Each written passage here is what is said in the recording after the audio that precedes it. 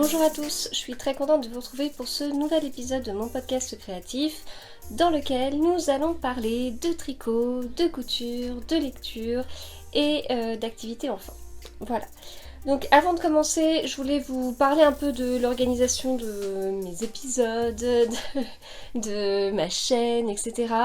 Voilà, ça fait depuis plusieurs épisodes que j'ai ce nouveau format, c'est-à-dire que je vous parle d'un projet fini en tricot si j'en ai un en cours tricot, un projet fini couture ou alors je regroupe autour d'un même tissu par exemple, un livre et une activité enfant. Voilà, ce qui permet d'avoir des épisodes plus courts avec quand même beaucoup de choses à l'intérieur et voilà, donc ça avait l'air de pas mal vous convenir comme format. De mon côté ça me convient, sachant que voilà, mon quotidien va un petit peu changer prochainement, mais je pense que ce format rentrera dans mon futur quotidien, même s'il y a encore des inconnus, mais voilà, je pense que ça m'arrange pas mal aussi. Et puis ça permettra aussi d'avoir des épisodes de façon plus fréquente que ces derniers temps, etc. Sauf qu'il y a un truc qui me gêne, c'est que du coup j'enregistre mes épisodes, donc j'essaye d'enregistrer 2 épisodes d'un coup, enfin bon bref, j'ai ma petite organisation, mais du coup je les mets en ligne et puis je les mets en ligne sans fréquence en fait, soit ils sont espacés de 3 jours, ou ils sont espacés de 6 jours, ou ils sont... voilà. Donc ça m'agace un petit peu parce que j'aimais bien ce que j'avais avant, c'est-à-dire une sorte de rendez-vous entre guillemets où en fait vous saviez que chaque mercredi à 18h il y avait un nouvel épisode de podcast sur ma chaîne. Voilà, je trouve que c'était plus confortable et ça évite d'avoir cette impression de quoi, encore un épisode, enfin voilà. Donc du coup je veux retrouver en fait un rendez-vous et du coup je reprends un créneau le mercredi, donc je pense soit mercredi 18h soit mercredi 20h parce que j'ai bien envie de refaire quelque chose aussi. Je me replonge dans mon passé, dans le passé de cette chaîne, mais j'avais pas mal fait à une période les épisodes en première, c'est-à-dire que quand il y a un épisode en première, par exemple si je mets mes épisodes de podcast les mercredis à 20h en première, ça signifie que on a rendez-vous ensemble à 20h sur ma chaîne les mercredis et on va regarder ensemble mon épisode de podcast et l'avantage de ça c'est qu'en fait il y a un petit chat à côté et on peut discuter. Vous pouvez me poser directement les questions que vous vous posez par rapport à quelque chose dont je parle dans l'épisode ou voilà. Donc là justement j'ai fait ça au dernier épisode en fait, je l'avais mis en première et j'étais très contente de retrouver justement ça. J'ai eu pas mal de questions et compagnie, donc voilà, du coup j'ai bien envie de retrouver un peu ce truc là. Voilà, donc tout ça pour dire que à partir de maintenant, mes épisodes de podcast seront à nouveau les mercredis soirs sur ma chaîne YouTube en première. Voilà. Le souci c'est que j'ai beaucoup de choses à vous dire, j'ai beaucoup de choses à vous montrer, j'ai beaucoup de retard en couture et en lecture notamment dans mes épisodes, c'est-à-dire je pense que j'aurais de quoi alimenter 6, 7, 8 épisodes juste sur ça. Alors la partie tricot ça va pas aussi vite, mais du coup pour pouvoir rattraper entre guillemets ce retard, je mettrai aussi une vidéo les samedis soirs sur cette chaîne YouTube. Voilà.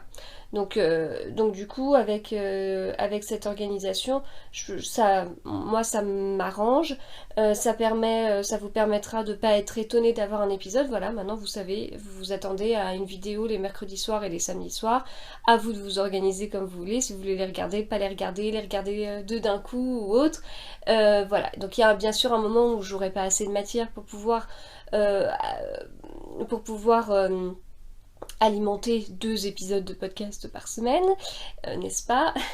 Donc dans ces cas-là, je verrai comment ça se passe. J'ai aussi des petits tutos que j'aimerais vous montrer, donc peut-être que ça pourrait être un épisode de podcast les mercredis et puis une vidéo autre les samedis, sachant que je pense pas reprendre tout de suite les vidéos focus, étant donné qu'avec ce nouveau format, ça me paraît moins nécessaire.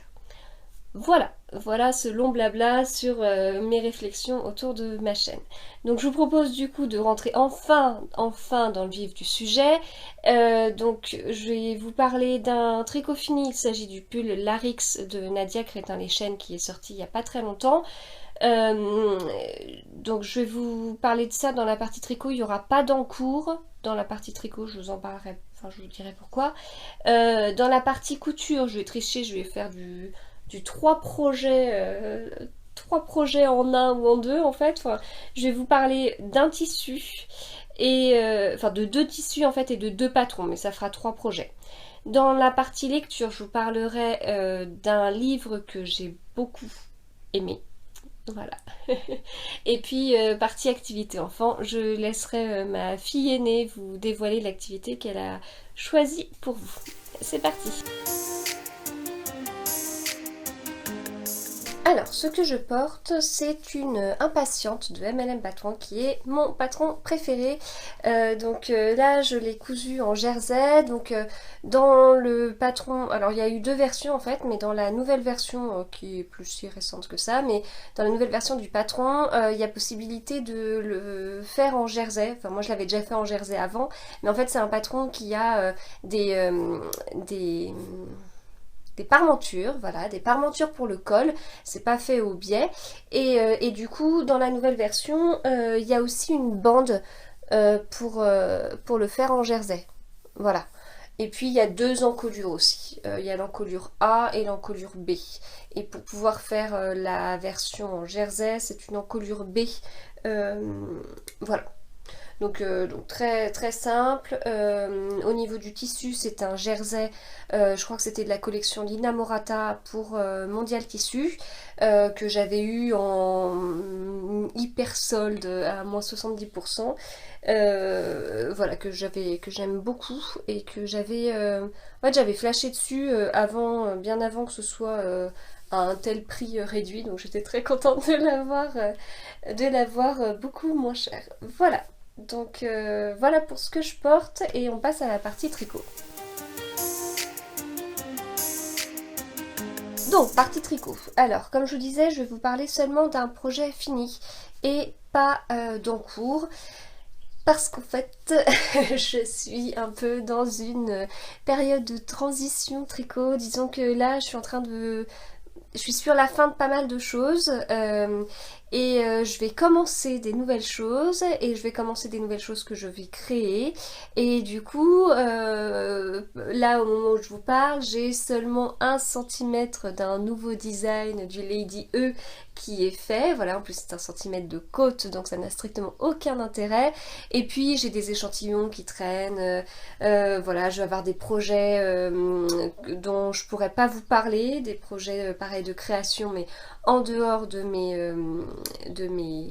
ma petite collection de Lady. Voilà, donc du coup je vous parlerai seulement d'un projet fini et pas d'encours vu comment ça se passe pour le moment. Donc le projet fini c'est le Larix de Nadia Crétin-Leschaine que j'avais testé pour elle et dont je vous avais pas mal parlé parce que c'était pas un test secret. Donc c'est un projet que j'ai tricoté dans la base Intrépide Fing de Vilaine et le nom du coloris c'est Glisser les doigts dans la porte ou sous la porte, je sais plus.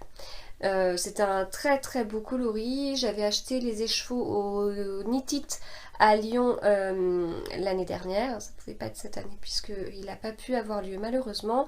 C'est la première fois que je tricote de la Vilaine. Il était temps. J'en avais beaucoup entendu parler notamment par Sophie du Tricot Monde de Sophie et à chaque fois elle avait des coloris magnifiques et tout parce que pendant une période elle en tricotait beaucoup et voilà j'avais jamais eu l'occasion d'en tricoter. En plus je trouve que elle a énormément de couleurs, c'est hallucinant, elle a aussi beaucoup de bases, enfin c'est assez incroyable et du coup justement mon petit centimètre de Lady E est aussi avec de la Vilaine. Voilà. Donc j'aime bien parce qu'en fait on est sur de l'uni, enfin dans le sens où si on doit l'associer, alors là c'est un pull, c'est pas un gilet, mais si j'avais fait un gilet et que j'avais une blouse par exemple que je voulais associer comme une dont je vous parlerai plus tard et qui est juste derrière, eh bien je considère que c'est de l'uni parce que voilà, il y a pas 50 000 couleurs, mais en réalité c'est de l'uni très nuancé quoi. Voilà. Donc vraiment magnifique. C'est pas une couleur que j'ai l'habitude de tricoter. En fait on est quand même sur du violet, hein. C'est pas du tout moi je suis plutôt vert normalement, hein. Donc là j'enregistre dans ma chambre. Je me suis fait plaisir dans la chambre puisque elle est en partie verte. Sur le thème des fleurs de cerisier en plus. Vraiment, je me suis vraiment fait plaisir. Donc du coup le violet, même si justement j'aime les fleurs de cerisier, j'aime les roses, je suis pas très rose, je suis pas très violet. Et en fin de compte là j'aime beaucoup. C'est vraiment une couleur chaude parce que quoi qu'il en soit, bah, les couleurs chaudes c'est plutôt mes couleurs. Et puis ouais j'aime beaucoup, j'aime vraiment beaucoup.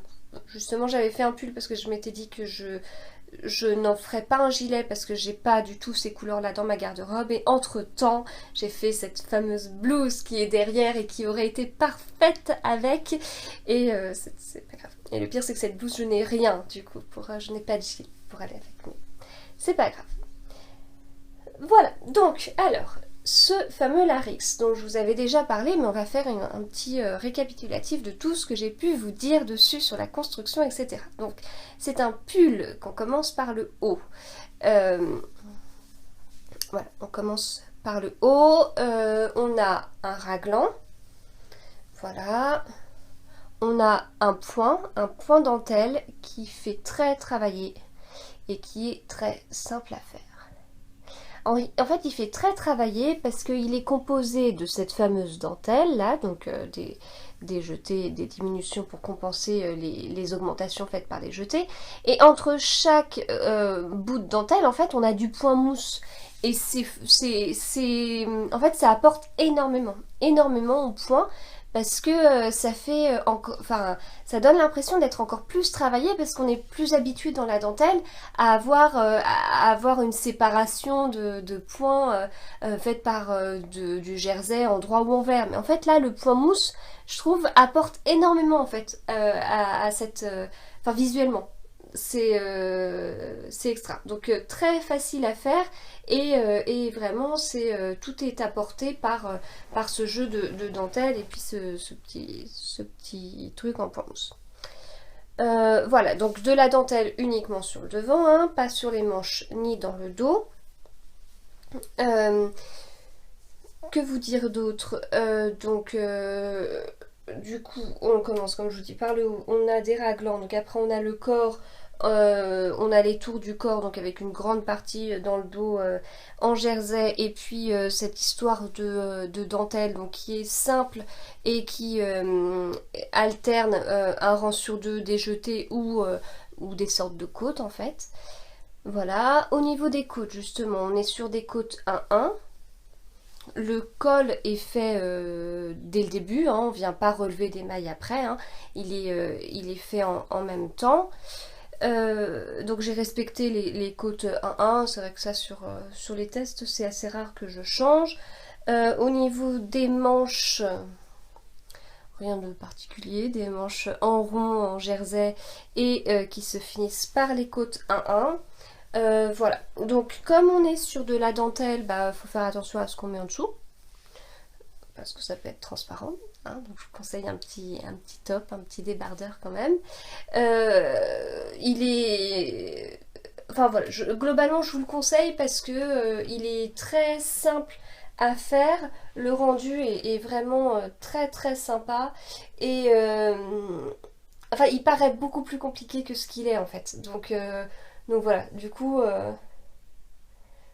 c'est pour ça que je ne peux que vous le conseiller, parce que moi j'aime vraiment beaucoup quand il y a ce truc de donner d'avoir l'impression qu'on a un tricot très complexe alors qu'en fait on a très peu de manipulation à faire. Voilà, donc un immense merci à Nadia pour sa confiance, pour ce nouveau test, hein. Du coup, voilà, j'ai été contente de faire ce test et à la suite du précédent qui était le gilet Vase.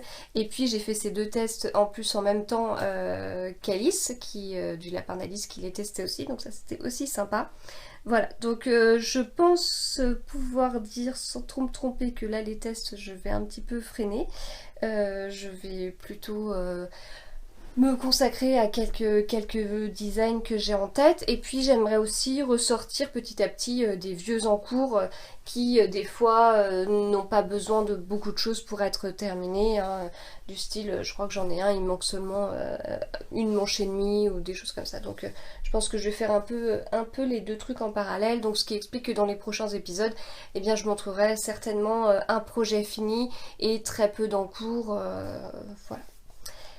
On passe du coup à la partie couture. Alors, partie couture, ça va être un peu, comme je disais au début, je vais vous montrer trois projets, mais en fait, enfin trois projets finis, trois projets couture, mais en fait, il s'agit de deux patrons différents et de deux tissus différents. Mais voilà, il est temps de faire le ménage et de passer à autre chose parce que je continue à coudre et puis ça traîne parce que je vous l'ai toujours pas montré. Donc, au niveau des projets, enfin au niveau des patrons, il n'y a rien de nouveau, ce sont des patrons enfants que je vous ai déjà montrés. Donc là, je vais vous montrer les deux pyjamas Sacha de la marque Ikati que j'ai fait pour ma dernière. Donc je vous en avais déjà montré un pour mon fils, un pour ma grande, j'en ai fait deux pour ma dernière, et puis là, les pyjamas, je stoppe un petit peu. Donc, je lui en ai fait un dans ce jersey de Glitzer Puppy, qui est une pure merveille. Voilà, je crois qu'il est en rupture de stock, mais surveillez toujours parce que dans les tissus Glitzer Puppy comme ça, des fois il leur reste des petits bouts qui mettent en ligne, donc voilà. Il est trop trop beau. Et en fait j'aurais dû m'en faire un aussi parce que voilà, c'est mignon, ça fait un peu enfantin, mais pour un pyjama, même adulte, je pense que ça passe.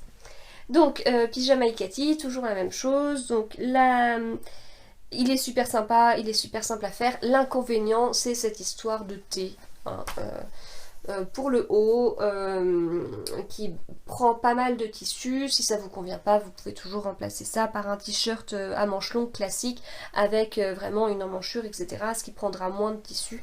Voilà. Donc ça, ça nécessite aussi beaucoup de bord-côte. Mon bord-côte vient aussi de chez Glitzer Puppy, ils ont pas mal de choix de couleurs. Voilà, le bas par contre est fait avec un ourlet à l'aiguille double. Et puis pour le pantalon, on a ici pareil, bord-côte dans lequel on vient insérer un élastique. Le pantalon finit par à nouveau du bord-côte. Voilà. Donc ça c'est ce que je vous avais dit au dernier épisode. C'est pas mal ces histoires de bord-côte aussi parce que je trouve que ça permet d'ajuster un petit peu la taille au niveau des poignets et au niveau des chevilles. Si c'est un petit peu grand, c'est pas grave, ça peut être un petit peu bouffant. Et puis quand l'enfant grandit, donc je vous en parlerai l'année prochaine pour vous dire si oui ou non ils portent toujours leur pyjama Sacha d'Ikati. Le pyjama suivant, c'est son pyjama du moment. Donc il peut être un petit peu froissé. Donc pareil, un pyjama Sacha dans un autre jersey de Glitzer Puppy. Donc de la même façon, il est en rupture de stock. Il a été en rupture de stock dès le soir de sa sortie. Ouais, il a eu un succès assez fou. Le bord-côte toujours de Glitzer Puppy. Donc pareil, c'est un T. Donc il faut faire attention au sens des motifs. Voilà, donc là c'est un motif où en fait on a ça, enfin je l'ai bien pris dans le bon sens, hein, mais en fait on a vraiment cette petite licorne et puis d'un côté on a la petite fille qui a la tête d'un côté et puis on a cette grosse licorne qui a la tête de l'autre côté.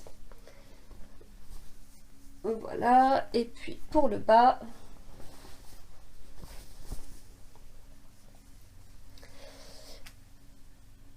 hop, voilà. Donc ils ont l'air assez confortables et moi je suis assez contente de les voir avec leur pyjama fait main assez originaux en plus. Donc voilà. Donc ça du coup ça fait deux projets, deux tissus différents et avec ce dernier tissu je vais vous montrer le projet que j'ai fait pour ma fille aînée alors elle, ses patrons, enfin son patron préféré c'est le Trop Top de enfant d'Ivan Soufflet. C'est pas la première année, hein, c'est peut-être le troisième été en fait où je lui couds ce patron. Donc le Trop Top enfant, alors j'ai jamais fait le Trop Top adulte, hein, mais le Trop Top enfant, il a 50 000 versions. Donc il y a trois versions, je crois qu'il y a trois versions de haut. Au niveau du col, enfin, bon, il y a plein de versions possibles. On peut faire en jersey ou en tissu chaîne et trame. Et dans ces cas-là, on peut boutonner dans le dos, mais l'encolure est tellement large que la tête passe, même sans avoir besoin de boutonner dans le dos. Après, il y a des bonus avec des volants à ajouter en bas, etc. Et donc elle, sa combinaison préférée, c'est la version B. Alors, les manches comme ça. Si vous me suivez depuis un petit moment, vous devez savoir que je lui avais fait une première version avec des revers de manches qu'elle m'a fait tout défaire parce qu'elle ne voulait pas de revers de manches. Donc vraiment, les manches toutes simples. Je viens juste faire un ourlet, en fait. Voilà. Et un ourlet, alors moi les ourlets, je fais jamais un double rentré. Hein. Je fais un pli et je couds comme ça, quoi. Voilà. Donc ça, on a une parmenture pour le col et c'est une version B avec bonus volant. Et les volants, alors si j'arrive à vous montrer, elle, ce qu'elle aime, c'est quand il y a cette ouverture sur le côté. Voilà, donc il est possible d'avoir un énorme volant qui fait tout le tour, voilà, mais elle, ce qu'elle aime, c'est vraiment ça. Cette ouverture comme ça. Donc les volants, j'ai déjà fait plusieurs trucs. Le tout premier que je lui avais fait, j'avais coupé le volant et du coup je n'avais rien fait. J'avais rien fait derrière, j'avais pas fait d'ourlet ni quoi que ce soit. C'était un jersey et puis j'avais coupé de manière pas trop mal. C'est pas toujours le cas, mais voilà, je l'avais laissé comme il fallait et tout ça. Après, je lui ai fait des volants où j'ai quand même fait un simple rentré. J'ai ce souci, je vous en avais déjà parlé, où ça a tendance, alors là on le voit, mais mes ourlets ont parfois tendance à remonter au bout d'un moment. Donc du coup, alors ça se passe surtout quand je couds proche du bord en fait. Quand je fais un ourlet plus conséquent, ça se tient mieux. Et donc là, j'avais fait juste un simple rentré et puis ça se tenait pas bien. J'avais même pas fait un ourlet mouchoir. Donc voilà, il y avait ces trucs-là. Et puis, donc ça, c'était les versions de l'année dernière. Et puis là, cette année, je sais pas, j'ai eu un truc, je me suis dit, mais c'est un volant, forcément, je fais un ourlet rouloté à la surjeteuse. Donc pourquoi j'y ai pas pensé l'année dernière? Je ne sais pas. Donc c'est ce que j'ai fait. Donc c'est un ourlet rouloté, donc ça roulotte un petit peu. Voilà. Mais bon, sinon c'est quand même assez simple à faire. Et alors là, en ce moment, je couds beaucoup de volants. Avec ma grande, on est à fond dans les volants. Là, j'ai une blouse, j'ai plusieurs blouses en broderie anglaise en cours que je traîne un peu, mais parce que je suis en train de coudre des masques pour les enfants parce qu'ils vont bientôt reprendre l'école et on nous en a demandé et puis pas demandé, etc. Mais au final, il leur faut 2 masques par jour, donc il faut que je m'active sur ça. Enfin voilà, du coup j'ai pas mal d'encours couture qui traînent, mais en fait j'ai cousu beaucoup de volants et puis j'ai aussi cousu des impatientes que j'ai hackées où j'ai mis des volants, donc il faut que je vous en parle aussi. Mais donc en fait ces derniers temps, quand j'ai des volants, je me pose même pas de questions, je fais un ourlet rouloté. Donc j'essaye en fait un ourlet rouloté à la surjeteuse, ça implique de modifier les réglages de sa surjeteuse. C'est pas grand chose, etc. Mais même si je dois perdre quelques minutes, j'essaye d'optimiser en fait. Donc j'ai tendance en fait à me dire, bon voilà, j'ai tant de projets où je veux des volants, je vais essayer de les faire ensemble, du style, si j'ai 2-3 blouses, là j'avais 3 blouses en broderie anglaise avec des volants, Je les ai toutes coupées et puis j'ai fait les... Donc je les ai toutes coupées sur un jour et puis le lendemain j'ai déréglé ma surjeteuse et puis j'ai fait tous mes ourlets roulotés de tous les volants qu'il y avait et il y en avait quand même pas mal. Et puis après j'ai réglé ma surjeteuse et puis je suis partie sur faire les projets un à un. Mais voilà, en ce moment on est pas mal ourlets roulotés. Voilà, et la finition est assez propre, donc là, que ce soit comme ça sur du jersey ou si j'attrape ma blouse que je suis en train de faire et qui n'est pas du tout terminée, sur de la broderie anglaise, le rendu est aussi assez propre. Hein. Voilà, donc c'est... Enfin moi je suis toujours bluffée par ça, et puis je préfère largement ça à... Je préfère largement dérégler ma surjeteuse que de devoir faire un ourlet mouchoir. Voilà, mais quand j'avais pas de surjeteuse, bah, je n'avais pas le choix. Voilà du coup pour la partie couture, je passe à la partie lecture. Alors, partie lecture, je vais vous parler d'une belle découverte qui est Liane Moriarty. Voilà, donc jusqu'à présent, Moriarty pour moi avait plutôt m'évoquait plutôt Sherlock Holmes, mais maintenant non, si on me dit Moriarty, j'irai mieux bien sûr, les livres de Liane Moriarty. Alors en fait cette découverte, elle est due à deux choses.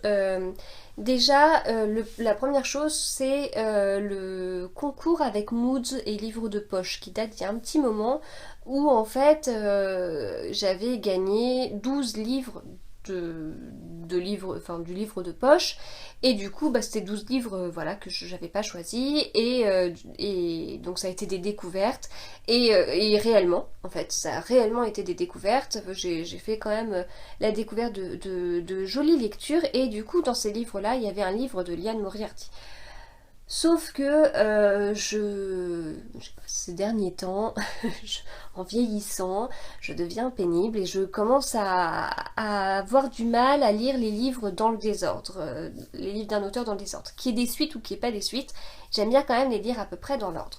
Voilà, donc du coup celui que j'avais reçu, c'était pas du tout le premier et j'ai eu envie de commencer par le premier sorti en livre de poche, mais en fait qui n'est pas le premier qu'elle a écrit.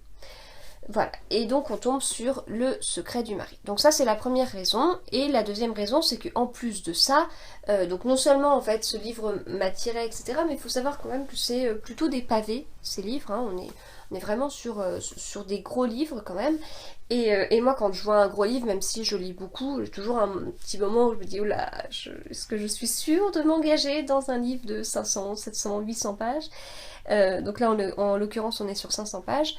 Et donc le truc qu'il y a eu en plus c'est que sur Instagram ces livres sont enfin je les vois beaucoup en fait, je les vois beaucoup passer et en plus je les vois beaucoup passer avec des avis positifs. Donc ça a été le deuxième déclencheur pour lire ces livres.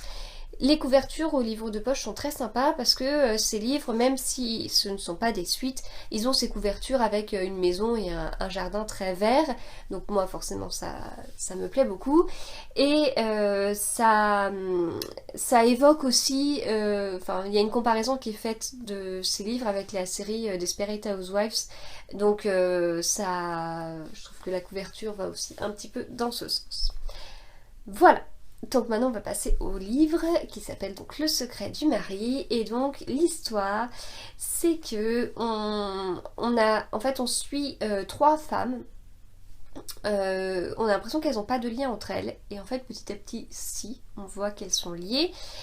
Et il y en a une notamment qui à un moment donné, voilà, donc c'est une femme au foyer, c'est une femme au foyer modèle, donc tout est hyper organisé, elle est engagée dans plein de trucs, elle a sa maison qui est toujours nickel, elle est très très organisée, elle a un agenda à la minute près entre les activités des enfants, etc. Et puis tous les plats qu'elle peut faire elle-même et puis qu'elle peut apporter, enfin bon, voilà, c'est une maman modèle et du coup à un moment donné elle tombe sur une lettre de son mari et sur l'enveloppe il est écrit à n'ouvrir qu'après ma mort. Voilà. rien que ça. Et donc voilà, la question c'est est-ce qu'elle va ouvrir ou pas cette enveloppe, sachant que son mari n'est pas du tout décédé, en plus c'est une enveloppe qui paraît un peu vieille, etc.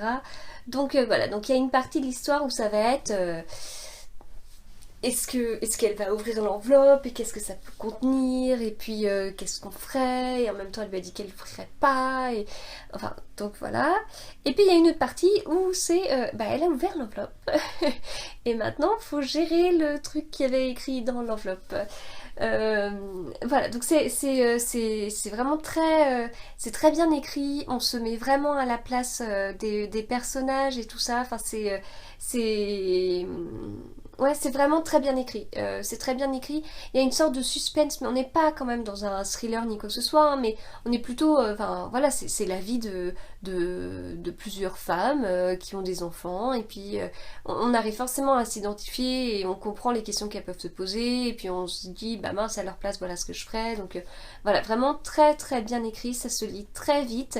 Et en plus de tout ça, on se retrouve avec... Il y a une petite conclusion à la fin, euh, et, et très intéressant aussi. Vraiment qui... Enfin ouais, très intéressant. En fait, ce que j'ai beaucoup aimé, c'est le côté de... on est... En fait, voilà, on croise une maman, de ce qu'on voit, on la juge et on se dit, bah tiens, elle est comme ça, elle est comme ça. Puis en fait, en réalité, quand on voit ce qui se passe, c'est un peu du coup le truc, enfin il y a une maman qui va en croiser une autre, et puis en fait derrière nous on connaît la vraie vie de cette maman, donc on sait pourquoi elle réagit comme ça, etc. Et du coup le jugement qui est fait par l'autre maman est totalement à côté de la plaque, et voilà, ça fait aussi réfléchir, parce qu'on a tendance à juger un petit peu trop vite et à ne pas connaître la vie des gens, et y compris à ne pas connaître les gens avec qui on peut vivre. Voilà, donc je vous le conseille vraiment, vraiment beaucoup. Et depuis, j'ai lu le suivant que je vous conseille presque plus, encore plus. Mais commencez par celui-là, ça met déjà bien dans le bain, et l'écriture de Liane Moriarty est vraiment très sympa. Voilà, donc on passe maintenant à la partie activité enfant. Bonjour à tous. Donc là, je vais vous remontrer donc mon journal du confinement. Avant, j'avais pas fait la couverture, et donc là, j'ai fini. Donc c'était pour vous parler de la couverture. Donc j'ai utilisé plusieurs fils. Donc il y avait ce fil-là violet très joli, ce fil rose. Donc j'ai utilisé celui-là pour ça aussi. Il y avait du violet comme ça, du rose un peu marron comme celui-là. Donc j'ai fait toutes les feuilles, du rose comme ça qui ressemble un peu à celui-là, mais c'est pas du tout ça. Donc voilà, et ce rose là qui ressemble à celui-là, mais du coup c'est pas pareil. Voilà. Donc j'ai fini la couverture aujourd'hui, et du coup comme j'ai rajouté ça à grâce à la Cricut, on a fait ça. Donc voilà. Donc là c'est pareil, c'était comme dans l'activité comme dans... Ouais, quand t'avais montré il y a quelques semaines. Oui. Donc voilà, et là je viens d'écrire de ma journée. Et donc les couleurs que je vous ai montrées, c'est pas les couleurs qu'on avait mis, c'est maman qui me les a prêtées. Et parce qu'en fait, voilà. dans le carnet, donc c'est un carnet de la marque Ozu, du coup il est fourni avec des petits fils pour pouvoir broder, donc tout est déjà fait parce qu'il y a déjà des petits trous, donc il n'y a plus qu'à passer l'aiguille qui est fournie et le fil. Et au niveau des fils, donc il y a ce rose là et plusieurs sortes de verres qui étaient fournis, et puis là on a été chercher plutôt dans les fils DMC que j'avais pour tester d'autres couleurs. Voilà. Donc voilà, et merci de m'avoir écouté, et puis au revoir. Voilà, c'est terminé pour cet épisode. J'espère qu'il vous aura plu. N'hésitez pas à me laisser un commentaire, à laisser des pouces vers le haut, parce que ça nous fait plaisir. Ça me fait plaisir, mais ça fait plaisir aussi à ma fille aînée. Je vous souhaite de bonnes activités créatives. Bon courage pour cette période de confinement, début de déconfinement, mais ça ressemble à un confinement. Enfin bref, voilà, je vous souhaite bon courage et à bientôt.